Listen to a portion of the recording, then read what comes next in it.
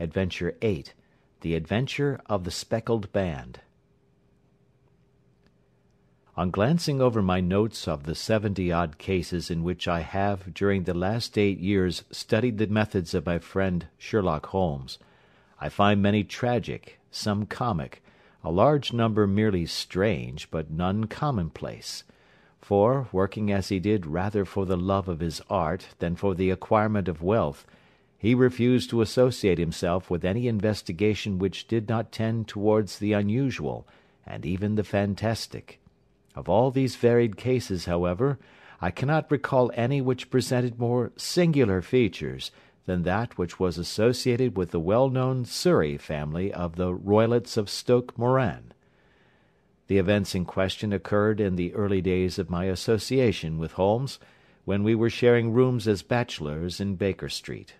It is possible that I might have placed them upon record before, but a promise of secrecy was made at the time, from which I have only been freed during the last month by the untimely death of the lady to whom the pledge was given. It is perhaps as well that the fact should now come to light, for I have reasons to know that there are widespread rumours as to the death of Dr. Grimesby Roylott, which tend to make the matter even more terrible than the truth. It was early in April in the year '83 that I woke one morning to find Sherlock Holmes standing, fully dressed, by the side of my bed. He was a late riser, as a rule, and as the clock on the mantelpiece showed me that it was only 7:15, I blinked up at him in some surprise, and perhaps just a little resentment, for I was myself regular in my habits. "Very sorry to knock you up, Watson," said he, "but it's the common lot this morning. Mrs. Hudson has been knocked up, she retorted upon me, and I on you." "What is it, then? A fire?" "No, a client. It seems that a young lady has arrived in a considerable state of excitement, who insists upon seeing me. She is waiting now in the sitting-room.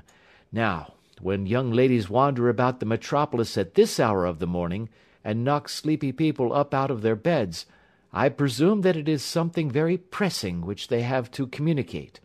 Should it prove to be an interesting case, you would, I am sure, wish to follow it from the outset. I thought, at any rate, that I should call you and give you the chance." "My dear fellow, I would not miss it for anything." I had no keener pleasure than in following Holmes in his professional investigations, and in admiring the rapid deductions, as swift as intuitions, and yet always founded on a logical basis with which he unravelled the problems which were submitted to him. I rapidly threw on my clothes, and was ready in a few minutes to accompany my friend down to the sitting-room. A lady, dressed in black and heavily veiled, who had been sitting in the window, rose as we entered. "Good morning, madam," said Holmes cheerily. "My name is Sherlock Holmes. This is my intimate friend and associate, Dr. Watson, before whom you can speak as freely as before myself. Ha! I am glad to see that Mrs. Hudson has had the good sense to light the fire. Pray draw up to it, and I shall order you a cup of hot coffee, for I observe that you are shivering." "It is not cold which makes me shiver," said the woman in a low voice, changing her seat as requested. "What then?" "It is fear, Mr. Holmes. It is terror." She raised her veil as she spoke, and we could see that she was indeed in a pitiable state of agitation, her face all drawn and grey, with restless, frightened eyes, like those of some hunted animal. Her features and figure were those of a woman of 30, but her hair was shot with premature grey, and her expression was weary and haggard. Sherlock Holmes ran her over with one of his quick, all-comprehensive glances. "You must not fear," said he, soothingly, bending forward and patting her forearm.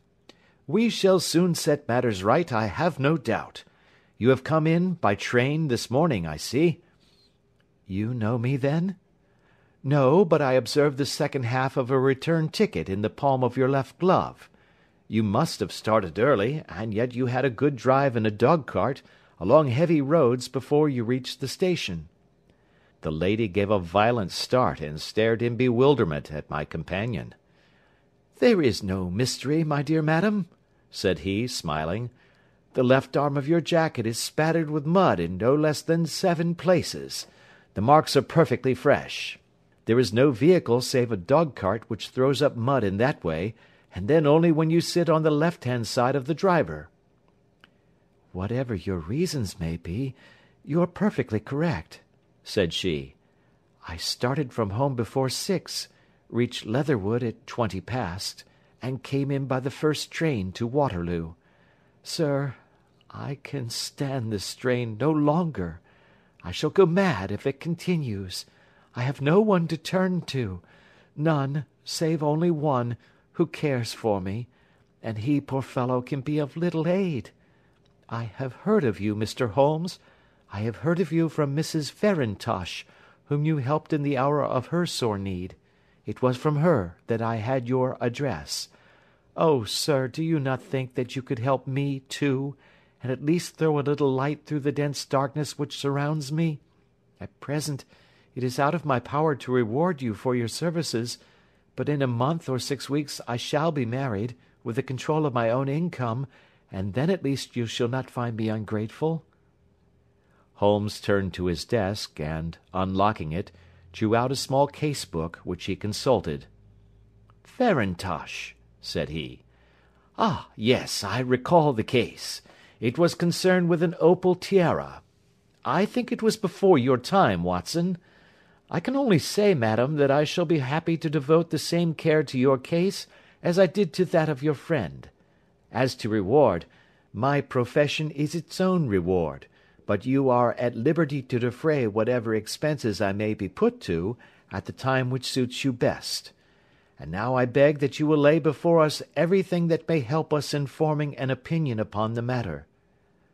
"Alas," replied our visitor, "the very horror of my situation lies in the fact that my fears are so vague, and my suspicions depend so entirely upon small points, which might seem trivial to another, that even he to whom of all others I have a right to look for help and advice looks upon all that I tell him about it as the fancies of a nervous woman. He does not say so, but I can read it from his soothing answers and averted eyes.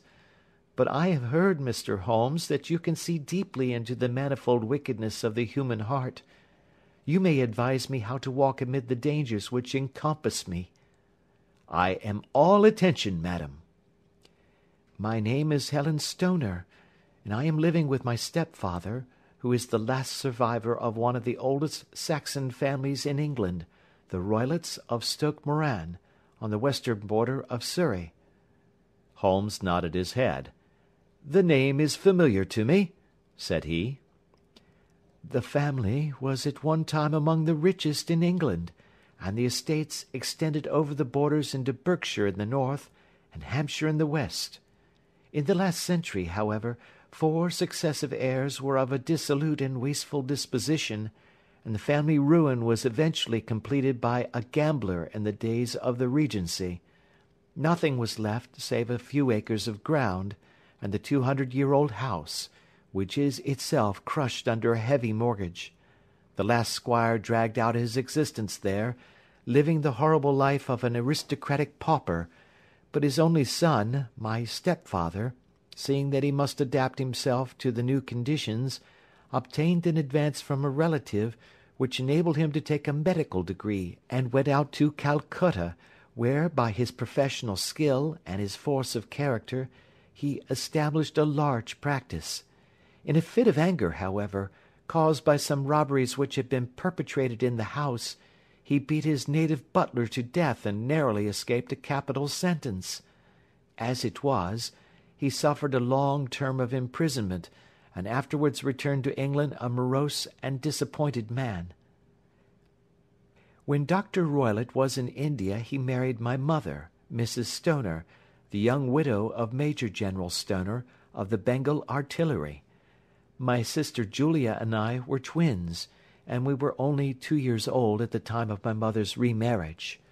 She had a considerable sum of money, not less than £1,000 a year, and this she bequeathed to Dr. Roylott entirely while we resided with him, with the provision that a certain annual sum should be allowed to each of us in the event of our marriage.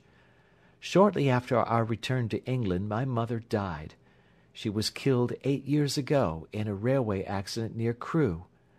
Dr. Roylott then abandoned his attempts to establish himself in practice in London, and took us to live with him in the old ancestral house at Stoke Moran. The money which my mother had left was enough for all our wants, and there seemed to be no obstacle to our happiness. But a terrible change came over our stepfather about this time. Instead of making friends and exchanging visits with our neighbours, who had at first been overjoyed to see a Roylott of Stoke Moran back in the old family seat, he shut himself up in his house, and seldom came out save to indulge in ferocious quarrels with whoever might cross his path. Violence of temper approaching to mania has been hereditary in the men of the family, and in my stepfather's case it had, I believe, been intensified by his long residence in the tropics. A series of disgraceful brawls took place, 2 of which ended in the police court, until at last he became the terror of the village, and the folks would fly at his approach, for he is a man of immense strength, and absolutely uncontrollable in his anger. Last week he hurled the local blacksmith over a parapet into a stream, and it was only by paying over all the money which I could gather together that I was able to avert another public exposure. He had no friends at all save the wandering gipsies, and he would give these vagabonds leave to encamp upon the few acres of bramble-covered land which represent the family estate, and would accept in return the hospitality of their tents, wandering away with them sometimes for weeks on end. He has a passion also for Indian animals, which are sent over to him by a correspondent, and he has at this moment a cheetah and a baboon, which wander freely over his grounds and are feared by the villagers almost as much as their master. You can imagine from what I say that my poor sister Julia and I had no great pleasure in our lives. No servant would stay with us, and for a long time we did all the work of the house. She was but 30 at the time of her death, and yet her hair had already begun to whiten, even as mine has. Your sister is dead, then? She died just 2 years ago, and it is of her death that I wish to speak to you. You can understand that, living the life which I have described, we were little likely to see any one of our own age and position. We had, however, an aunt, my mother's maiden sister, Miss Honoria Westphail, who lives near Harrow, and we were occasionally allowed to pay short visits at this lady's house. Julia went there at Christmas 2 years ago, and met there a half-pay major of marines, to whom she became engaged. My stepfather learned of the engagement when my sister returned, and offered no objection to the marriage, but within a fortnight of the day which had been fixed for the wedding, the terrible event occurred which has deprived me of my only companion." Sherlock Holmes had been leaning back in his chair, with his eyes closed and his head sunk in a cushion, but he half opened his lids now, and glanced across at his visitor. "Pray be precise as to details," said he. "It is easy for me to be so, for every event of that dreadful time is seared into my memory. The manor house is, as I have already said, very old, and only one wing is now inhabited. The bedrooms in this wing are on the ground floor, the sitting-rooms being in the central block of the buildings. Of these bedrooms the first is Dr. Roylott's, the second my sister's, and the third my own. There is no communication between them, but they all open out into the same corridor. Do I make myself plain?" "Perfectly so." "The windows of the 3 rooms opened out upon the lawn. That fatal night, Dr. Roylott had gone to his room early, though we knew that he had not retired to rest, for my sister was troubled by the smell of the strong Indian cigars which it was his custom to smoke. She left her room, therefore, and came into mine, where she sat for some time, chatting about her approaching wedding. At 11 o'clock she rose to leave me, but she paused at the door, and looked back. "Tell me, Helen," said she, "have you ever heard anyone whistle in the dead of the night?" "Never," said I. "I suppose that you could not possibly whistle yourself in your sleep?" "Certainly not. But why?" "Because during the last few nights I have always, about 3 in the morning, heard a low, clear whistle. I am a light sleeper, and it has awakened me. I cannot tell where it came from, perhaps from the next room, perhaps from the lawn. I thought that I would just ask you whether you had heard it." "No, I have not. It must be those wretched gipsies in the plantation." "Very likely. And yet, if it were on the lawn, I wonder that you did not hear it also." "Ah, but I sleep more heavily than you." "Well, it is of no great consequence, at any rate." She smiled back at me, closed my door, and a few moments later I heard her key turn in the lock. "Indeed?" said Holmes. "Was it your custom always to lock yourselves in at night?" "Always." "And why?"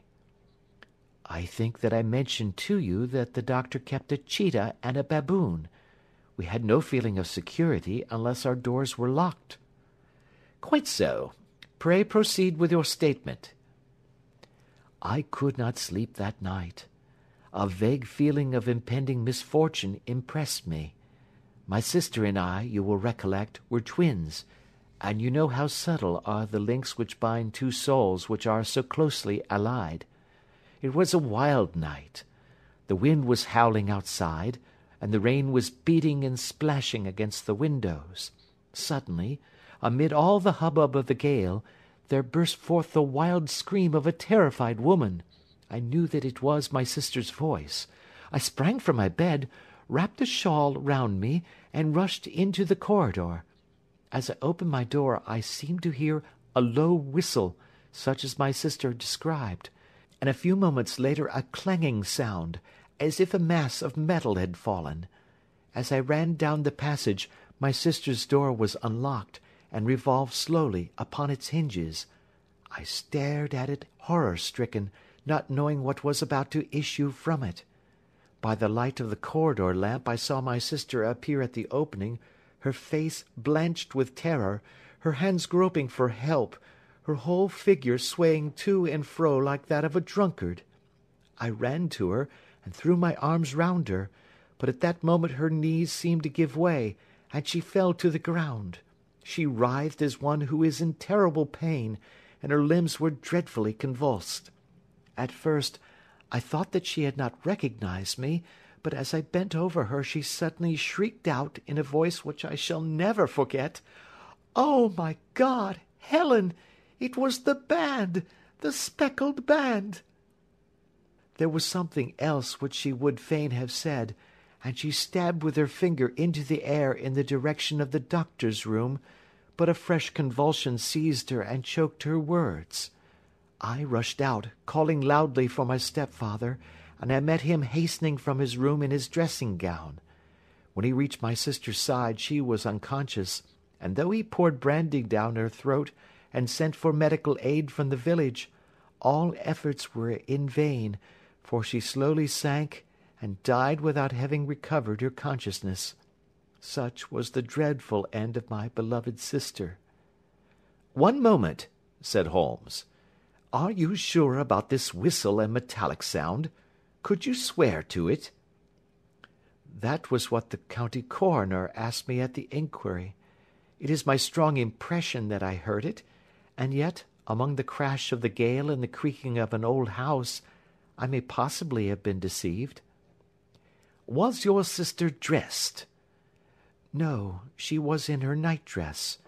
In her right hand was found the charred stump of a match, and in her left a match-box." "Showing that she had struck a light and looked about her when the alarm took place. That is important. And what conclusions did the coroner come to?"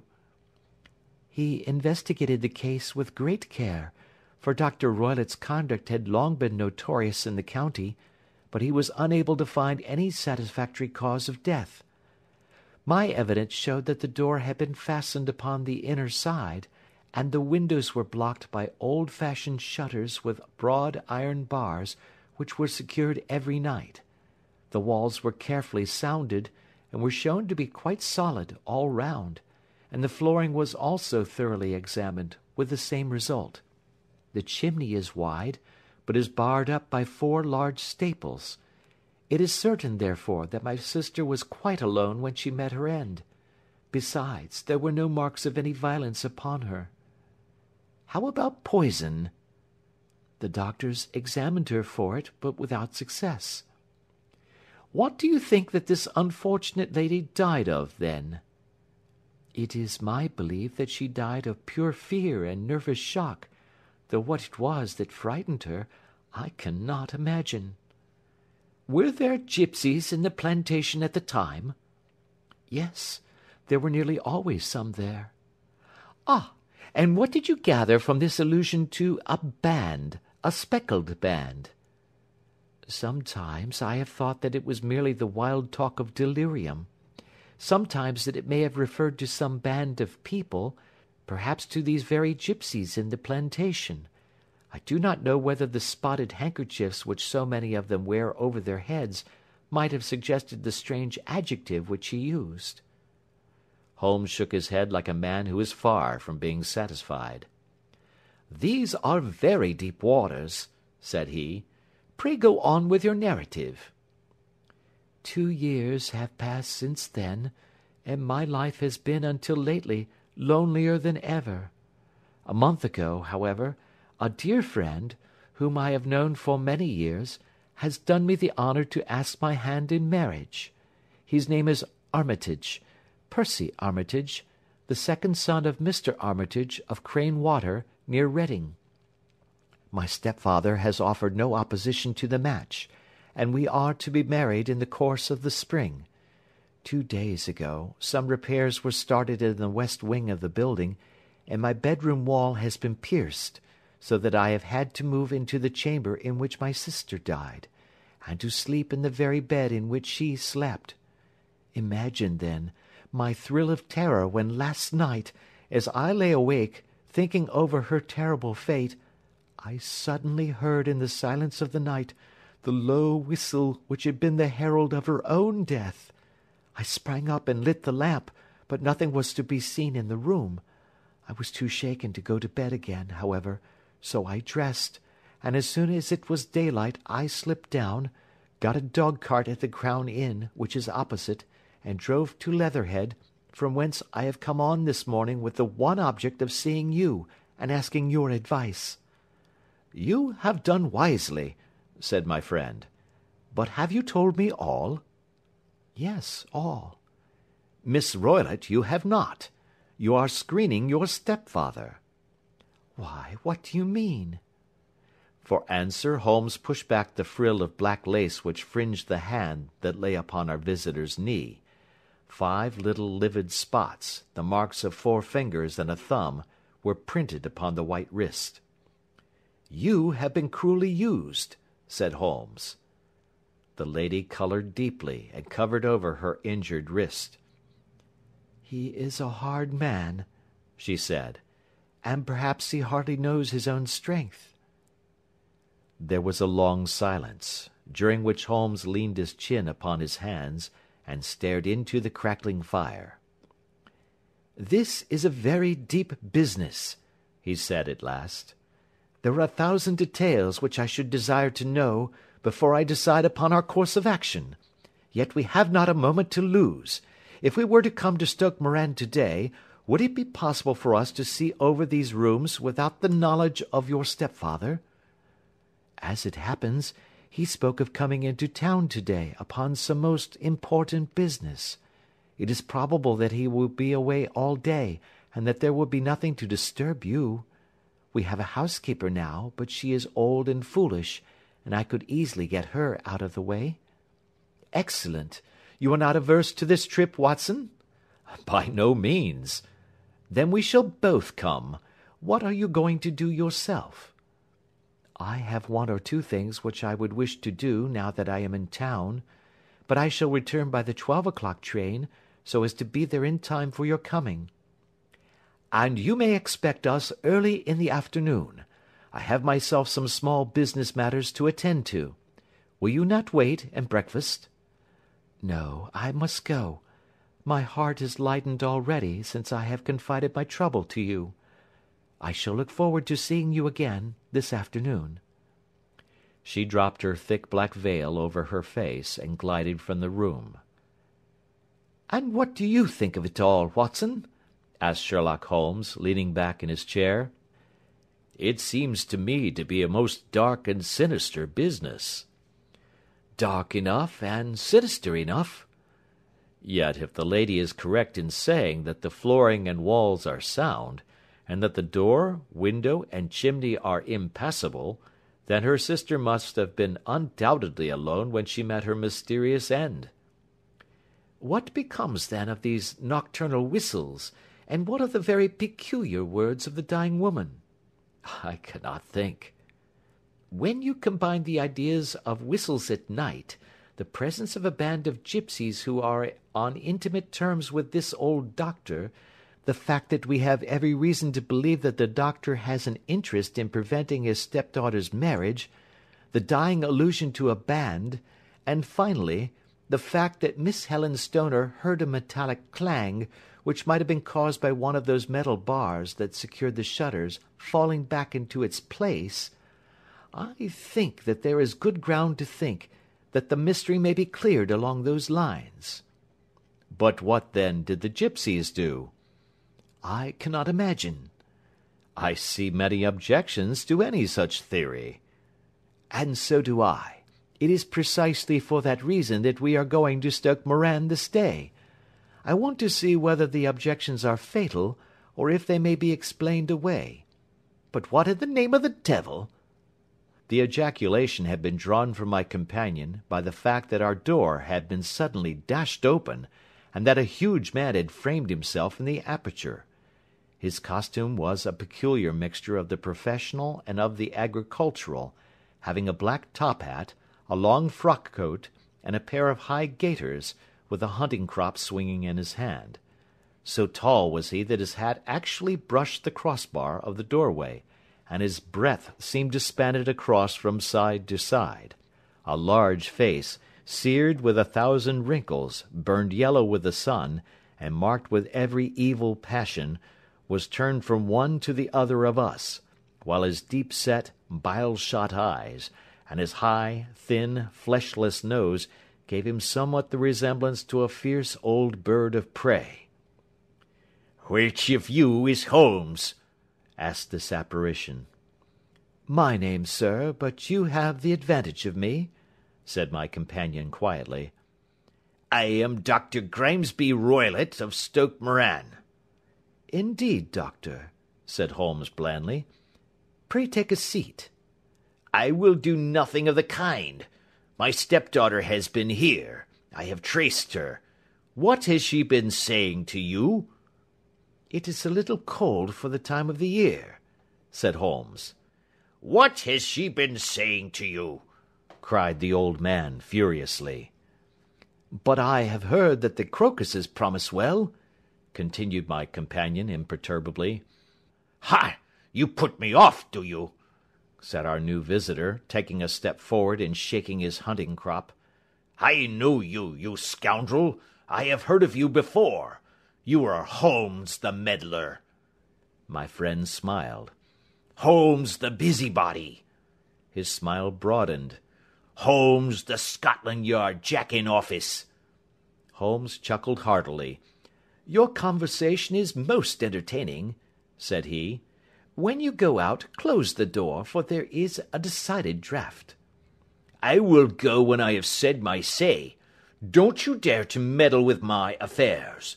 I know that Miss Stoner has been here. I traced her. I am a dangerous man to fall foul of. See here." He stepped swiftly forward, seized the poker, and bent it into a curve with his huge brown hands. "See that you keep yourself out of my grip," he snarled, and hurling the twisted poker into the fireplace, he strode out of the room. "He seems a very amiable person," said Holmes, laughing. "Ha, ha! I am not quite so bulky, but if he had remained I might have shown him that my grip was not much more feeble than his own." As he spoke he picked up the steel poker and, with a sudden effort, straightened it out again. "Fancy his having the insolence to confound me with the official detective force! This incident gives zest to our investigation, however, and I only trust that our little friend will not suffer from her imprudence in allowing this brute to trace her. And now, Watson, we shall order breakfast, and afterwards I shall walk down to Doctors' Commons, where I hope to get some data which may help us in this matter." It was nearly 1 o'clock when Sherlock Holmes returned from his excursion. He held in his hand a sheet of blue paper, scrawled over with notes and figures. "I have seen the will of the deceased wife," said he. "To determine its exact meaning I have been obliged to work out the present prices of the investments with which it is concerned. The total income, which at the time of the wife's death was little short of £1,100, is now, through the fall in agricultural prices, not more than £750. Each daughter can claim an income of £250 in case of marriage. It is evident, therefore, that if both girls had married, this beauty would have been a mere pittance, while even one of them would cripple him to a very serious extent. My morning's work has not been wasted, since it has proved that he has the very strongest motives for standing in the way of anything of the sort. And now, Watson, this is too serious for dawdling, especially as the old man is aware that we are interesting ourselves in his affairs. So if you are ready, we shall call a cab and drive to Waterloo. I should be very much obliged if you would slip your revolver into your pocket. An Ely's No. 2 is an excellent argument with gentlemen who can twist steel pokers into knots. That and a toothbrush are, I think, all that we need." At Waterloo we were fortunate in catching a train for Leatherhead, where we hired a trap at the station inn and drove for 4 or 5 miles through the lovely Surrey lanes. It was a perfect day, with a bright sun and a few fleecy clouds in the heavens. The trees and wayside hedges were just throwing out their first green shoots, and the air was full of the pleasant smell of the moist earth. To me, at least, there was a strange contrast between the sweet promise of the spring and this sinister quest upon which we were engaged. My companion sat in the front of the trap, his arms folded, his hat pulled down over his eyes, and his chin sunk upon his breast, buried in the deepest thought. Suddenly, however, he started, tapped me on the shoulder, and pointed over the meadows. "Look there," said he. A heavily timbered park stretched up in a gentle slope, thickening into a grove at the highest point. From amid the branches there jutted out the grey gables and high roof-tree of a very old mansion. "Stoke Moran?" said he. "Yes, sir, that be the house of Dr. Grimesby Roylott," remarked the driver. "There is some building going on there," said Holmes. "That is where we are going." "There's the village," said the driver, pointing to a cluster of roofs some distance to the left. "But if you want to get to the house, you'll find it shorter to get over this stile and so by the footpath over the fields. There it is, where the lady is walking." "And the lady, I fancy, is Miss Stoner," observed Holmes, shading his eyes. "Yes, I think we had better do as you suggest." We got off, paid our fare, and the trap rattled back on its way to Leatherhead. "I thought it as well," said Holmes as we climbed the stile, "that this fellow should think we had come here as architects, or on some definite business. It may stop his gossip. Good afternoon, Miss Stoner. You see that we have been as good as our word." Our client of the morning had hurried forward to meet us, with a face which spoke her joy. "I have been waiting so eagerly for you," she cried, shaking hands with us warmly. "All has turned out splendidly. Dr. Roylott has gone to town, and it is unlikely that he will be back before evening." "We have had the pleasure of making the doctor's acquaintance," said Holmes, and in a few words he sketched out what had occurred. Miss Stoner turned white to the lips as she listened. "Good heavens!" she cried. "He has followed me, then?" "So it appears." "He is so cunning that I never know when I am safe from him. What will he say when he returns?" "He must guard himself, for he may find that there is someone more cunning than himself upon his track. You must lock yourself up from him tonight. If he is violent, we shall take you away to your aunt's at Harrow. Now, we must make the best use of our time, so kindly take us at once to the rooms which we are to examine." The building was of grey, lichen-blotched stone, with a high central portion and two curving wings, like the claws of a crab, thrown out on each side. In one of these wings the windows were broken and blocked with wooden boards, while the roof was partly caved in, a picture of ruin. The central portion was in little better repair, but the right-hand block was comparatively modern, and the blinds in the windows, with the blue smoke curling up from the chimneys, showed that this was where the family resided. Some scaffolding had been erected against the end wall, and the stonework had been broken into, but there were no signs of any workmen at the moment of our visit. Holmes walked slowly up and down the ill-trimmed lawn, and examined with deep attention the outsides of the windows. "This, I take it, belongs to the room in which you used to sleep, the centre one to your sister's, and the one next to the main building to Dr. Roylott's chamber?" "Exactly so, but I am now sleeping in the middle one."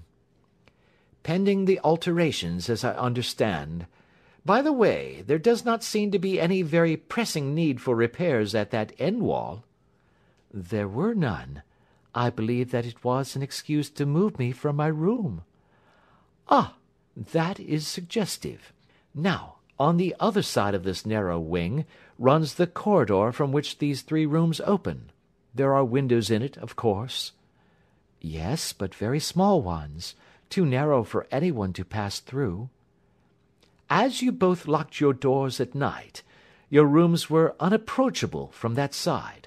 Now, would you have the kindness to go into your room and bar your shutters?" Miss Stoner did so, and Holmes, after a careful examination through the open window, endeavoured in every way to force the shutter open, but without success. There was no slit through which a knife could be passed to raise the bar. Then with his lens he tested the hinges, but they were of solid iron, built firmly into the massive masonry. Said he, scratching his chin in some perplexity. "My theory certainly presents some difficulties. No one could pass these shutters if they were bolted. Well, we shall see if the inside throws any light upon the matter." A small side door led into the whitewashed corridor from which the three bedrooms opened. Holmes refused to examine the third chamber, so he passed at once to the second, that in which Miss Stoner was now sleeping, and in which her sister had met with her fate. It was a homely little room, with a low ceiling and a gaping fireplace, after the fashion of old country houses. A brown chest of drawers stood in one corner, a narrow white counterpaned bed in another, and a dressing-table on the left-hand side of the window. These articles, with two small wicker-work chairs, made up all the furniture in the room save for a square of Wilton carpet in the centre. The boards round and the panelling of the walls were of brown, worm-eaten oak, so old and discoloured that it may have dated from the original building of the house. Holmes drew one of the chairs into a corner and sat silent, while his eyes travelled round and up and down, taking in every detail of the apartment. "Where does that bell communicate with?" he asked at last, pointing to a thick bell-rope which hung down beside the bed, the tassel actually lying upon the pillow. "It goes to the housekeeper's room." "It looks newer than the other things?" "Yes, it was only put there a couple of years ago." "Your sister asked for it, I suppose?" "No, I never heard of her using it. We used always to get what we wanted for ourselves." "Indeed! It seemed unnecessary to put so nice a bell-pull there. You will excuse me for a few minutes while I satisfy myself as to this floor." He threw himself down upon his face, with his lens in his hand, and crawled swiftly backward and forward, examining minutely the cracks between the boards. Then he did the same with the woodwork with which the chamber was panelled. Finally he walked over to the bed, and spent some time in staring at it, and in running his eye up and down the wall. Finally he took the bell-rope in his hand, and gave it a brisk tug. "Why, it's a dummy," said he. "Won't it ring?" "No, it is not even attached to a wire. This is very interesting. You can see now that it is fastened to a hook, just above where the little opening for the ventilator is." "How very absurd! I never noticed that before." "Very strange," muttered Holmes, pulling at the rope. "There are one or two very singular points about this room. For example, what a fool a builder must be to open a ventilator into another room, when with the same trouble he might have communicated with the outside air." "That is also quite modern," said the lady. "Done about the same time as the bell-rope," remarked Holmes. "Yes, there were several little changes carried out about that time." "They seem to have been of a most interesting character, dummy bell-ropes, and ventilators which do not ventilate. With your permission, Miss Stoner, we shall now carry our researches into the inner apartment." Dr. Grimesby Roylott's chamber was larger than that of his stepdaughter, but was as plainly furnished. A camp bed, a small wooden shelf full of books, mostly of a technical character, an armchair beside the bed, a plain wooden chair against the wall, a round table, and a large iron safe were the principal things which met the eye. Holmes walked slowly round and examined each and all of them with the keenest interest. "What's in here?" he asked, tapping the safe. "My stepfather's business papers." "Oh, you have seen inside, then?" "Only once, some years ago. I remember that it was full of papers." "There isn't a cat in it, for example?" "No. What a strange idea." "Well, look at this." He took up a small saucer of milk which stood on the top of it.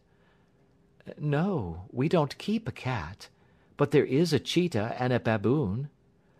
"Ah, yes, of course. Well, a cheetah is just a big cat, and yet a saucer of milk does not go very far in satisfying its wants, I dare say. There is one point which I should wish to determine." He squatted down in front of the wooden chair, and examined the seat of it with the greatest attention. "Thank you, that is quite settled," said he, rising and putting his lens in his pocket. "Hallo! Here is something interesting." The object which had caught his eye was a small dog-lash hung on one corner of the bed. The lash, however, was curled upon itself, and tied so as to make a loop of whipcord. "What do you make of that, Watson?" "It's a common enough lash, but I don't know why it should be tied." "That is not quite so common, is it? Ah me! It's a wicked world, and when a clever man turns his brains to crime, it is the worst of all. I think that I have seen enough now, Miss Stoner, and with your permission we shall walk out upon the lawn." I had never seen my friend's face so grim, or his brows so dark as it was when we turned from the scene of this investigation. We had walked several times up and down the lawn, neither Miss Stoner nor myself liking to break in upon his thoughts before he roused himself from his reverie. "It is very essential, Miss Stoner," said he, "that you should absolutely follow my advice in every respect." "I shall most certainly do so." "The matter is too serious for any hesitation.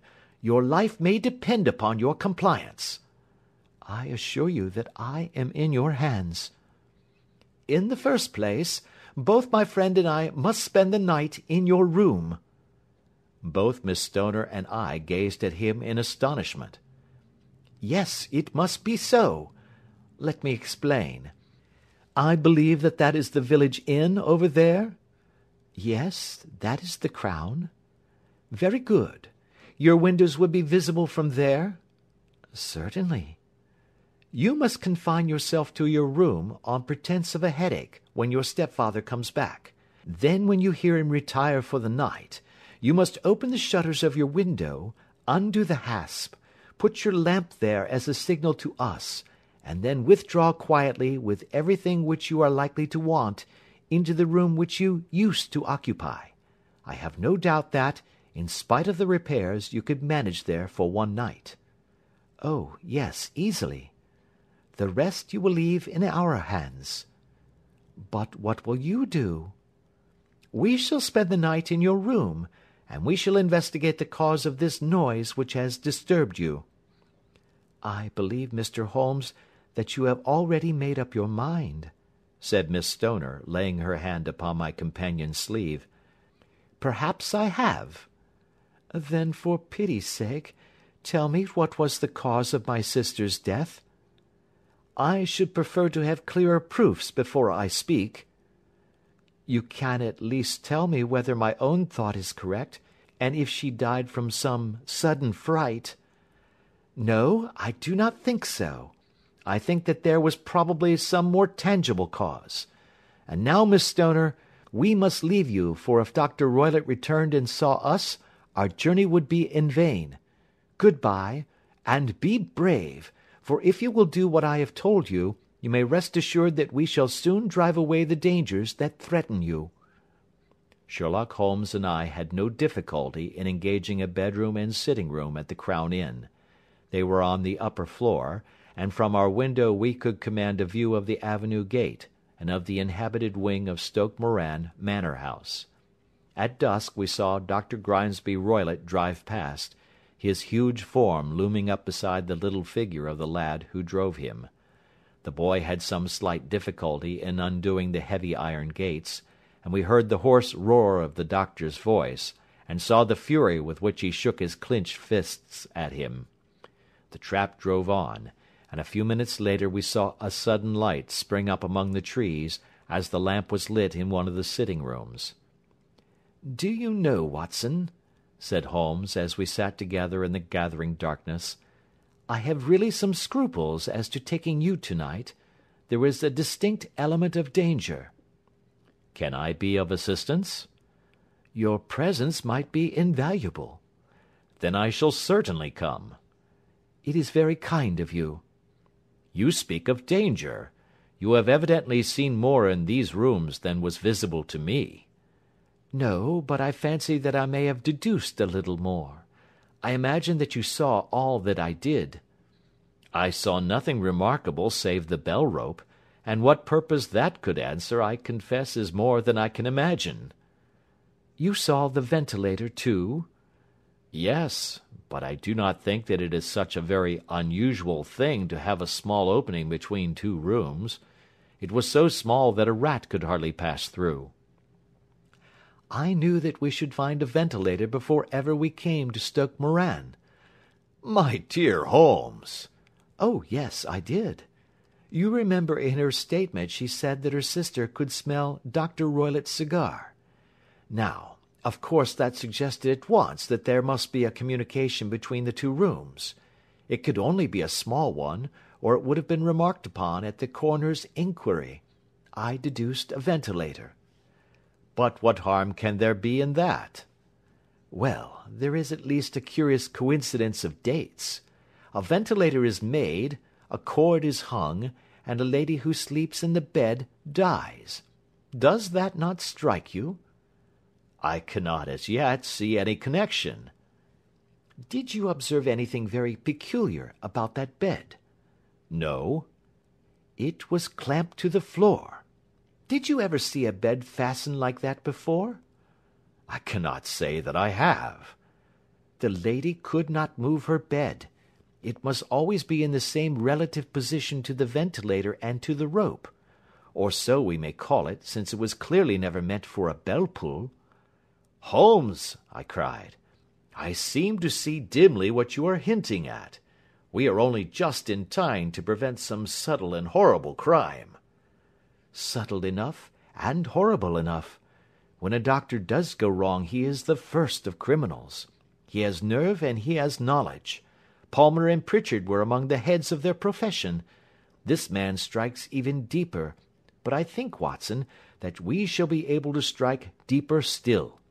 Yet we shall have horrors enough before the night is over. For goodness' sake, let us have a quiet pipe, and turn our minds for a few hours to something more cheerful." About 9 o'clock the light among the trees was extinguished, and all was dark in the direction of the manor house. 2 hours passed slowly away, and then suddenly, just at the stroke of 11, a single bright light shone out right in front of us. "That is our signal," said Holmes, springing to his feet. "It comes from the middle window." As we passed out he exchanged a few words with the landlord, explaining that we were going on a late visit to an acquaintance, and that it was possible that we might spend the night there. A moment later we were out on the dark road, a chill wind blowing in our faces, and one yellow light twinkling in front of us through the gloom, to guide us on our sombre errand. There was little difficulty in entering the grounds, for unrepaired breaches gaped in the old park wall. Making our way among the trees, we reached the lawn, crossed it, and were about to enter through the window, when out from a clump of laurel bushes there darted what seemed to be a hideous and distorted child, who threw itself upon the grass with writhing limbs, and then ran swiftly across the lawn into the darkness. "My God!" I whispered. "Did you see it?" Holmes was for the moment as startled as I. His hand closed like a vice upon my wrist in his agitation. Then he broke into a low laugh and put his lips to my ear. "It is a nice household," he murmured. "That is the baboon." I had forgotten the strange pets which the doctor affected. There was a cheetah, too. Perhaps we might find it upon our shoulders at any moment. I confess that I felt easier in my mind when, after following Holmes's example and slipping off my shoes, I found myself inside the bedroom. My companion noiselessly closed the shutters, moved the lamp onto the table, and cast his eyes round the room. All was as we had seen it in the daytime. Then, creeping up to me and making a trumpet of his hand, he whispered into my ear again so gently that it was all that I could do to distinguish the words. "The least sound would be fatal to our plans." I nodded to show that I had heard. "We must sit without light. He would see it through the ventilator." I nodded again. "Do not go asleep. Your very life may depend upon it. Have your pistol ready in case we should need it. I will sit on the side of the bed, and you in that chair." I took out my revolver and laid it on the corner of the table. Holmes had brought up a long, thin cane, and this he placed upon the bed beside him. By it he laid the box of matches and the stump of a candle. Then he turned down the lamp, and we were left in darkness. How shall I ever forget that dreadful vigil? I could not hear a sound, not even the drawing of a breath, and yet I knew that my companion sat open-eyed, within a few feet of me, in the same state of nervous tension in which I was myself. The shutters cut off the least ray of light, and we waited in absolute darkness. From outside came the occasional cry of a night-bird, and once at our very window a long-drawn cat-like whine, which told us that the cheetah was indeed at liberty. Far away we could hear the deep tones of the parish clock, which boomed out every quarter of an hour. How long they seemed, those quarters! 12 struck, and 1, and 2, and 3, and still we sat waiting silently for whatever might befall. Suddenly there was the momentary gleam of a light up in the direction of the ventilator, which vanished immediately, but was succeeded by a strong smell of burning oil and heated metal. Someone in the next room had lit a dark lantern. I heard a gentle sound of movement, and then all was silent once more, though the smell grew stronger. For half an hour I sat with straining ears. Then suddenly another sound became audible, a very gentle, soothing sound, like that of a small jet of steam escaping continually from a kettle. The instant that we heard it, Holmes sprang from the bed, struck a match, and lashed furiously with his cane at the bell-pull. "You see it, Watson?" he yelled. "You see it?" But I saw nothing. At the moment when Holmes struck the light, I heard a low, clear whistle, but the sudden glare flashing into my weary eyes made it impossible for me to tell what it was at which my friend lashed so savagely. I could, however, see that his face was deadly pale and filled with horror and loathing. He had ceased to strike and was gazing up at the ventilator, when suddenly there broke from the silence of the night the most horrible cry to which I have ever listened. It swelled up louder and louder, a hoarse yell of pain and fear and anger all mingled in the one dreadful shriek. They say that away down in the village, and even in the distant parsonage, that cry raised the sleepers from their beds. It struck cold to our hearts, and I stood gazing at Holmes, and he at me, until the last echoes of it had died away into the silence from which it rose. "What can it mean?" I gasped. "It means that it is all over," Holmes answered. "And perhaps, after all, it is for the best. Take your pistol, and we will enter Dr. Roylott's room." With a grave face he lit the lamp, and led the way down the corridor. Twice he struck at the chamber door without any reply from within. Then he turned the handle, and entered, I at his heels, with the cocked pistol in my hand. It was a singular sight which met our eyes. On the table stood a dark lantern with the shutter half open, throwing a brilliant beam of light upon the iron safe, the door of which was ajar. Beside this table, on the wooden chair, sat Dr. Grimesby Roylott, clad in a long grey dressing-gown, his bare ankles protruding beneath, and his feet thrust into red heelless Turkish slippers. Across his lap lay the short stock with the long lash which we had noticed during the day. His chin was cocked upward, and his eyes were fixed in a dreadful, rigid stare at the corner of the ceiling. Round his brow he had a peculiar yellow band, with brownish speckles, which seemed to be bound tightly round his head. As we entered, he made neither sound nor motion. "The band! The speckled band!" whispered Holmes. I took a step forward. In an instant his strange headgear began to move, and there reared itself from among his hair the squat, diamond-shaped head and puffed neck of a loathsome serpent. "It is a swamp adder!" cried Holmes. "The deadliest snake in India. He has died within 10 seconds of being bitten. Violence does in truth recoil upon the violent, and the schemer falls into the pit which he digs for another.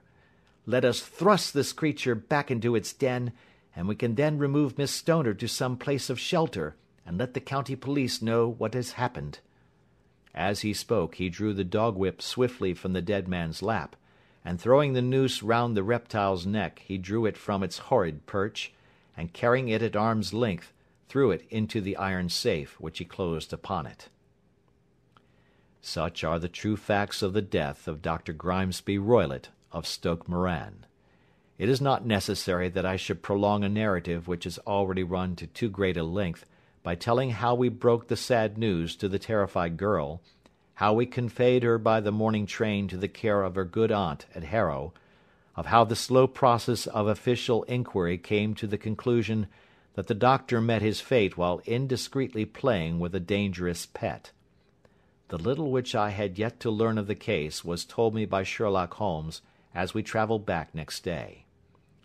"I had," said he, "come to an entirely erroneous conclusion which shows, my dear Watson, how dangerous it always is to reason from insufficient data.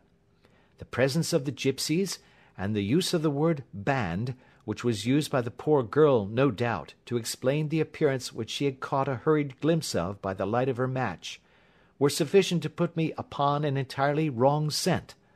I can only claim the merit that I instantly reconsidered my position when, however, it became clear to me that whatever danger threatened an occupant of the room could not come either from the window or the door. My attention was speedily drawn, as I have already remarked to you, to this ventilator, and to the bell rope which hung down to the bed.